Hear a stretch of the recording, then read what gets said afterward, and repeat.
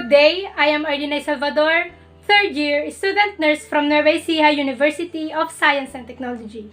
And today, I will demonstrate a procedure on how to use incentive spirometer.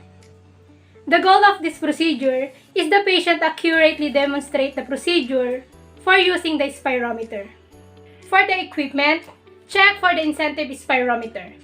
Next, check for the alcohol and check for the personal protective equipment such as gloves and mask if needed. Implementation. First, review chart for any health problems that would affect the patient's oxygenation status, such as COPD, heart attack, lung cancer, asthma, congenital heart disease, and pneumonia. Next, bring the necessary equipment to the bedside stand or overbed table and perform hand hygiene to prevent the risk of microorganisms.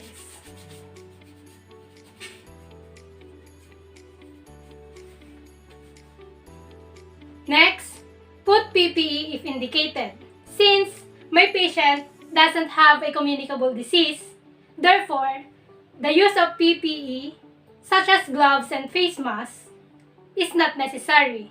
But, if your patient has a communicable disease, like tuberculosis, the use of PPE, such as gloves and face masks, is necessary to avoid the risk of infection and transmission of the disease. Next, identify your patient. There are many ways on identifying the patient. Using door tag names, wrist tags, and bedside name tags. You can also ask your patient directly for the verification. Hello po ma'am, ano pong pangalan nyo? Ako po, si Leia Ignacio. Next, close the curtains around the bed and close the door to the room if possible. If there is no curtains around the bed and the door is very far, you can use your body to cover the patient to provide privacy. Next, explain what you are going to do and why you are going to do it to the patient. Hello ma'am, today I am going to demonstrate a procedure on how to use incentive spirometer. Incentive spirometer is a device that can measure how deeply you can inhale. It helps you to take a slow, deep breath. It is used to improve pulmonary ventilation, counteract the effects of anesthesia or hypoventilation, loosen respiratory gases exchange, and expand collapsed alveoli. Next, assist the patient to a upright or semi-Fowler's position for the lung expansion.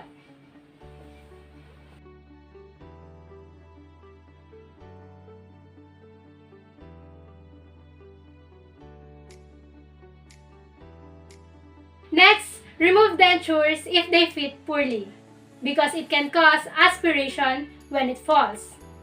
And assess the patient's level of pain and administer medication as prescribed if needed. Next, demonstrate how to steady the device with one hand and hold the mouthpiece with the other hand. If the patient cannot use hands, assist the patient with the incentive spirometer by holding the incentive spirometer for the patient. Next, instruct the patient to exhale normally. Then place lips securely around the mouthpiece. Ma'am, inhale. Exhale. Inhale. Exhale. Ma'am, you can now put your lips in the mouthpiece securely. Next, instruct the patient inhale slowly as deeply as possible through mouthpiece without using nose. Ma'am, inhale slowly as deeply as you can, using your mouth without using your nose. If desired, a nose clip may be used. If there is no nose clip, you can pinch the nose of the patient to ensure no air enters through the nose. The next procedure is suits for volume-oriented spirometer. When the patient cannot inhale anymore, The patient should hold his or her breath and count to 3. Check position of gauge to determine progress and level attained. If the patient begins to cough, splint an abdominal and chest incision. Next, instruct the patient to remove the lips from mouthpiece and exhale normally. Ma'am, you can now remove your lips from the mouthpiece and exhale normally. If the patient becomes lightheaded during the process, tell him or her to stop and take a few normal breaths before resuming the incentive spirometry. Then, encourage the patient to perform incentive spirometry 5 to 10 times in every 1 to 2 hours, if possible. Next, clean the mouthpiece with water and let it dry. Remove personal protective equipment if used, and perform hand hygiene. And lastly, document the procedure and the result.